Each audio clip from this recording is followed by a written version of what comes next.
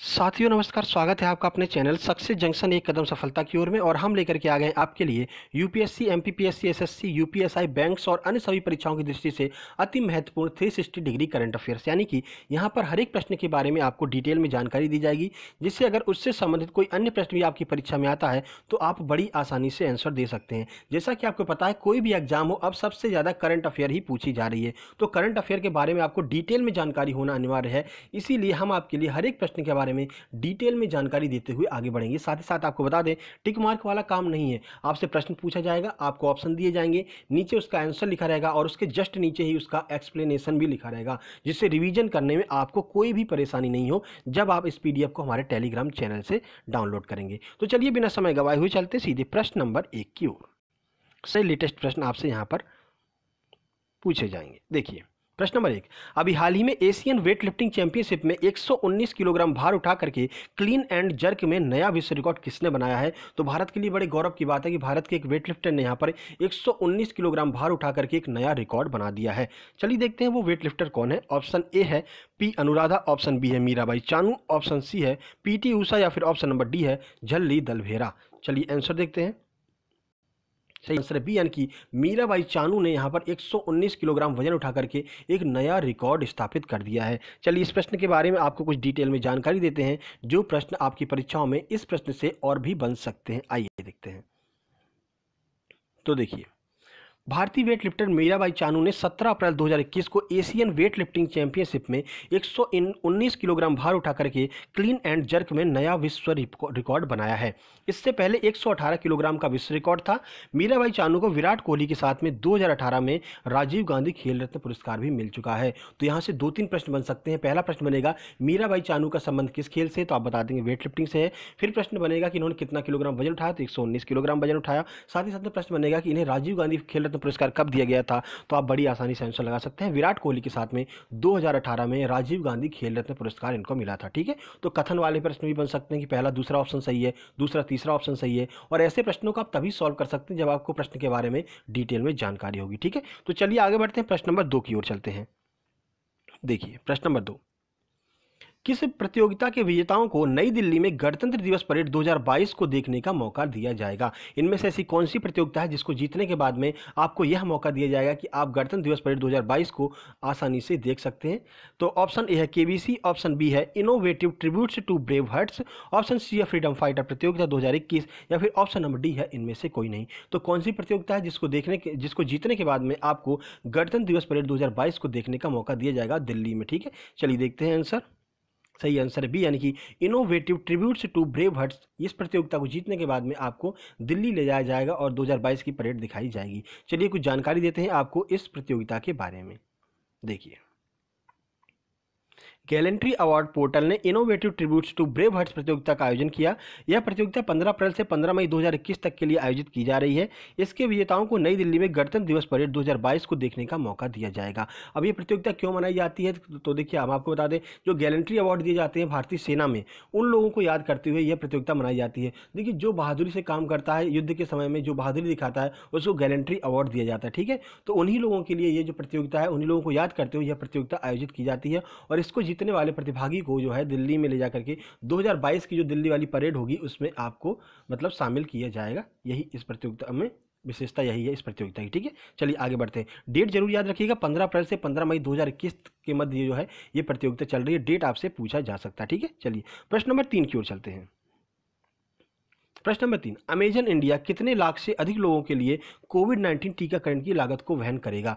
देखिए, हर कोई यहाँ पर कोविड-19 टीकाकरण में अपना जो है योगदान देना चाह रहा है, तो यही घोषणा भी अमेजन इंडिया ने भी की है कि इतने लाख लोगों का वो टीकाकरण करवाएगी। ठीक है, ऑप्शन ए है 4 लाख, ऑप्शन बी है 6 लाख, ऑप्शन सी है 10 लाख, ऑप्शन डी है 12 लाख। चलिए आंसर देख लेते हैं। सही आंसर सी, यानी कि 10 लाख लोगों का टीकाकरण अमेजन इंडिया स्वयं करवाएगी। आइए देखते हैं कौन कौन शामिल है।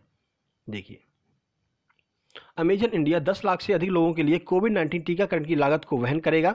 ई कॉमर्स की दिग्गज कंपनी अपने डिलीवरी सर्विस पार्टनर सहयोगियों को भी कवर करेगी। तो जो डिलीवरी बॉय होते हैं, जो आपके यहाँ पर अमेजन के जो आप मंगाते हैं सामान वगैरह लेकर के आते हैं, तो उनका भी टीकाकरण जो है वो अमेजन इंडिया स्वयं करवाएगी। ठीक है, चलिए अमेजन इंडिया के सीईओ की बात करते हैं। तो अमेजन इंडिया के सीईओ अमित अग्रवाल हैं, और अमेजन के जो सीईओ, जो मेन सीईओ अमेजन के हैं, वो है जेफ बेजोस, जो कि अभी इस समय विश्व के सबसे अमीर व्यक्ति भी बन गए हैं। ठीक है, चलिए आगे बढ़ते हैं, प्रश्न नंबर 4 की ओर चलते हैं।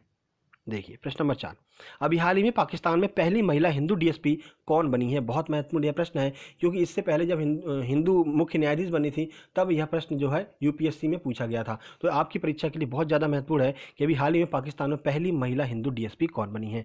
ऑप्शन है पुष्पा कुमारी, ऑप्शन बी है मनीषा कीर, ऑप्शन सी है मनीषा रोपेटा, या फिर ऑप्शन नंबर डी है इनमें से कोई नहीं। चलिए आंसर देख लेते हैं। सही आंसर सी, यानी कि मनीषा रोपेटा अभी हाल ही में पाकिस्तान की पहली महिला हिंदू डीएसपी बनी है। आइए कुछ जानकारी आपको देते हैं। तो देखिए, पाकिस्तान की मनीषा रोपेटा ने अभी हाल ही में सिंध पब्लिक सर्विस कमीशन द्वारा आयोजित 2019 की परीक्षा पास करके पाकिस्तान की पहली महिला हिंदू डीएसपी होने का गौरव प्राप्त किया। ठीक है, तो 2019 में परीक्षा प्राप्त हुई थी, 2021 में रिजल्ट आया है। जैसा अपने यहाँ होता है, अपने यहाँ भी ऐसे ही होता है, बराबरी पे ही है। ठीक है, एमपीपीएससी भी ऐसी एग्जाम लेती है, ऐसे रिजल्ट निकालती है, फिर ज्वाइनिंग होती है। ठीक है, तो 2019 की परीक्षा पास करके 152 लोगों ने यहाँ पर परीक्षा पास की है, और 16वां स्थान जो है वो मनीषा रोपेटा को मिला है। ठीक है, इस तरह से वो पाकिस्तान की पहली महिला हिंदू डीएसपी बन गई हैं। चलिए प्रश्न नंबर 5 की ओर चलते हैं।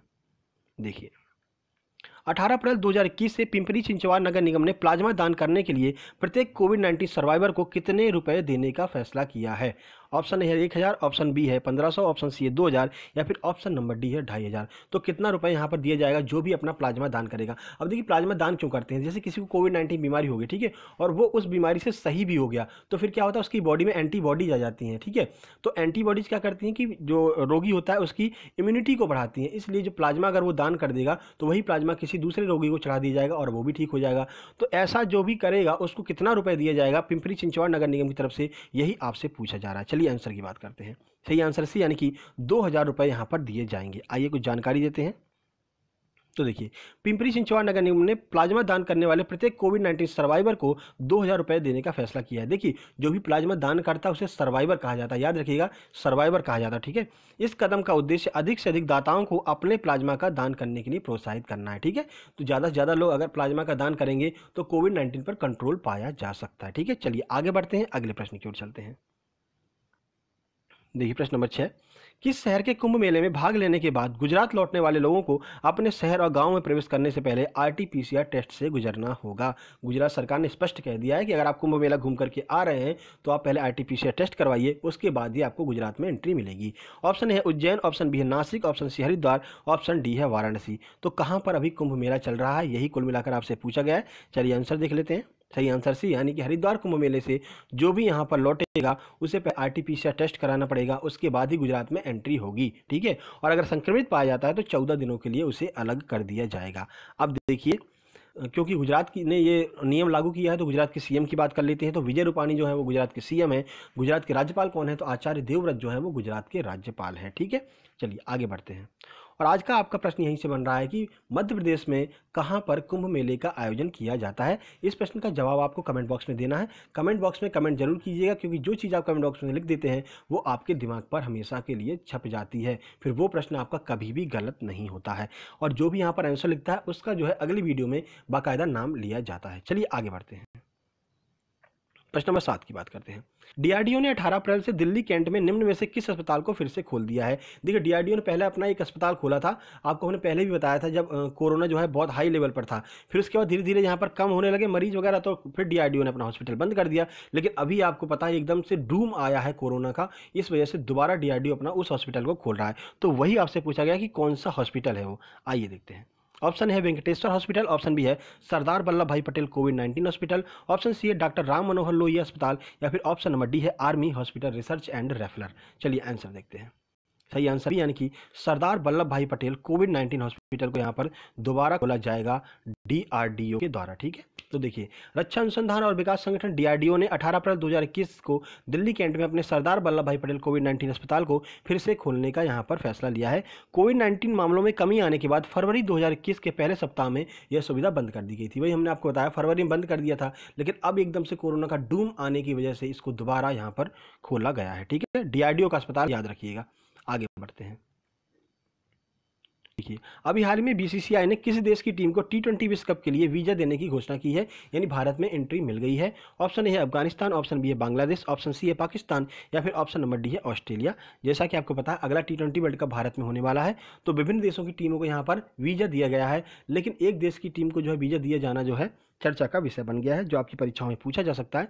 तो चलिए देखते हैं आंसर। सही आंसर से यानी पाकिस्तान टीम को यहाँ पर वीजा दिया गया है T20 खेलने के लिए। आइए कुछ जानकारी आपको देते हैं। तो देखिए 16 अप्रैल 2021 को BCCI की सर्वोच्च परिषद की बैठक में यह घोषणा की गई कि आगामी T20 विश्व कप जो भारत में 2021 अक्टूबर से शुरू होने वाला है के लिए पाकिस्तान क्रिकेट टीम के साथ साथ आने वाली मीडिया को भी वीजा दिया जाएगा। भारत और पाकिस्तान ने कूटनीतिक तनाव के कारण करीब एक दशक से द्विपक्षीय क्रिकेट नहीं खेला है। ठीक है, तो कुछ कूटनीतिक दबाव है जिसकी वजह से लगभग 10 साल से भारत और पाकिस्तान ने आपस में द्विपक्षीय सीरीज नहीं खेली है। ठीक है, तो अभी इसी टीम को भारत आने के लिए यहाँ पर वीजा प्रदान कर दिया गया है, क्योंकि 2021 अक्टूबर में जो है भारत में T20 वर्ल्ड कप होने वाला है। साथ ही साथ में आपको ये भी बता दें 2023 का वनडे वर्ल्ड कप भी जो है भारत में ही आयोजित किया जाएगा। ठीक है, चलिए आगे बढ़ते हैं। प्रश्न नंबर 9 की बात करते हैं। तो देखिए भारतीय रेलवे ट्रेनों और स्टेशनों के परिसर में फेस मास्क न लगाने पर कितने रुपए का जुर्माना लगाएगी? बहुत महत्वपूर्ण प्रश्न है। ऑप्शन है ₹300, ऑप्शन बी है ₹500, ऑप्शन सी ₹800 या फिर ऑप्शन नंबर डी है ₹700। तो कितने रुपए का जुर्माना भारतीय रेलवे लगाएगी अगर आप परिसर में जो है रेलवे परिसर में फेस मास्क नहीं लगाते हैं? तो सही आंसर बी यानी कि ₹500 का जुर्माना आपके ऊपर लगाया जाएगा। देखिए तो भारतीय रेलवे और स्टेशन के परिसर में फेस मास्क न लगाने पर ₹500 का जुर्माना लगाएगी। यह निर्णय केंद्र सरकार के द्वारा कोरोना वायरस बीमारी के खिलाफ निवारक उपायों के रूप में लिया गया है। बिल्कुल सही भी निर्णय है। अगर आप फेस मास्क नहीं लगाते हैं तो ₹500 का आपके ऊपर जुर्माना ठोक दिया जाएगा रेलवे के द्वारा। चलिए आगे बढ़ते हैं।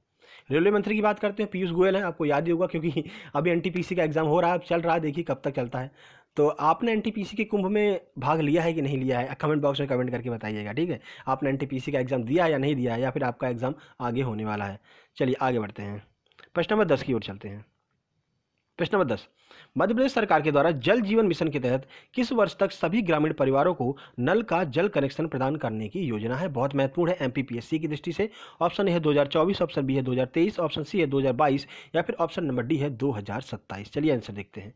सही आंसर से यानी कि 2022 तक जो है जितने भी ग्रामीण परिवार हैं उनके घर में नल के द्वारा जल प्रदान कर दिया जाएगा। यह कहना है मुख्यमंत्री शिवराज सिंह चौहान का। आइए देखते हैं। तो देखिए मध्य प्रदेश की 2022 तक सभी ग्रामीण परिवारों को नल का जल कनेक्शन प्रदान करने की योजना है। मध्य प्रदेश में 1.23 करोड़ ग्रामीण घर हैं, जिनमें से 37.69 लाख घरों में ही अब तक नल का जल जाता है। ठीक है, तो अभी यहाँ पर फैसला लिया गया कि 2022 तक सभी घरों में नल का जल कनेक्शन कर दिया जाएगा। ठीक है, CM की बात करते हैं तो शिवराज सिंह चौहान जो है मध्य प्रदेश के CM है। साथ ही साथ बता दें पहले कोरोना सर्वाइवर मुख्यमंत्री भी कौन है? CM है। और सर्वाइवर का मतलब क्या बताया? जो अपना प्लाज्मा दान करता है वो कोरोना सर्वाइवर कहलाता है। तो जैसा कि आपको पता है मुख्यमंत्री शिवराज सिंह चौहान को कोरोना हो गया था, फिर वो कोरोना से ठीक भी हुए, फिर उन्होंने अपना प्लाज्मा दान भी किया था। इस वजह से उन्हें पहला मुख्यमंत्री कहा जाता है जिन्होंने प्लाज्मा दान किया था, और इसलिए उन्हें पहला कोरोना सर्वाइवर मुख्यमंत्री भी कहा जाता है। ठीक है, चलिए कल हमने आपसे प्रश्न पूछा था कि मरियप्पन थंगावेलु किस खेल से संबंधित है, तो इसका सही आंसर था एक हाई जंपर पैरा एथलीट खिलाड़ी हैं, और बहुत से लोगों ने बिल्कुल सही आंसर दिया। आइए देखते हैं किस किसने सही आंसर दिया था। तो देखिए देव शर्मा, तृप्ति दुबे, मोनिका शर्मा, संध्या पाटले, संगीता धुड़वे, सीमा माकड़े, इन लोगों ने बिल्कुल सही आंसर दिया है। और बहुत बहुत धन्यवाद, आप लोगों ने डिटेल में काफ़ी जानकारी दी है। जैसे कि मोनिका शर्मा ने, संगीता धुड़वे ने, इन लोगों ने बहुत डिटेल में जानकारी दी है कि मरियप्पन थंगावेलु को कब राजीव गांधी पुरस्कार मिला, कब राजीव गांधी पुरस्कार चालू हुआ। तो बहुत बहुत धन्यवाद आप लोगों का। साथ ही साथ में आज के प्रश्न की बात बता दें तो आज का प्रश्न है कि मध्य प्रदेश में कुंभ का आयोजन कहाँ किया जाता है? जितनी अधिक जानकारी आपको मिल सके कमेंट बॉक्स में कमेंट कीजिएगा, क्योंकि एक बार कोई चीज़ अगर आप कमेंट बॉक्स में लिख देते हैं तो वो आपके दिमाग पर छप जाती है, फिर वो प्रश्न आपका कभी भी गलत नहीं होता है। ठीक है, तो प्रयास कीजिएगा, चाहे आप गूगल से सर्च करें या कहीं से भी सर्च करें, आप आंसर जो है कमेंट बॉक्स में कमेंट जरूर करें। अगर ये वीडियो पसंद आए, वीडियो को लाइक कीजिए, दोस्तों के पास शेयर कीजिए और चैनल को सब्सक्राइब करके नोटिफिकेशन बेल जरूर दबा लीजिएगा। साथ ही साथ आपको बता दें 12:30 बजे हम MPPSC वालों के लिए प्रैक्टिस सेट लेकर के आते हैं और आज हम आपके लिए स्पोर्ट्स का प्रैक्टिस सेट लेकर के आ रहे हैं, तो उस प्रैक्टिस सेट को जरूर भाग लीजिएगा उसमें और दोस्तों के पास उसको भी शेयर कीजिएगा। दोस्तों को बताइएगा कि MPPSC के लिए प्रैक्टिस सेट यहाँ पर लाए जा रहे हैं, डेली लेकर के आते हैं हर एक यूनिट से संबंधित। तो आज यूनिट 8 का ही प्रैक्टिस सेट जो है वो हम आपके लिए स्पोर्ट्स वाला प्रैक्टिस सेट लेकर के आने वाले हैं। ठीक है, तो जल्द ही मिलते एक नई वीडियो में, तब तक के लिए नमस्कार, धन्यवाद।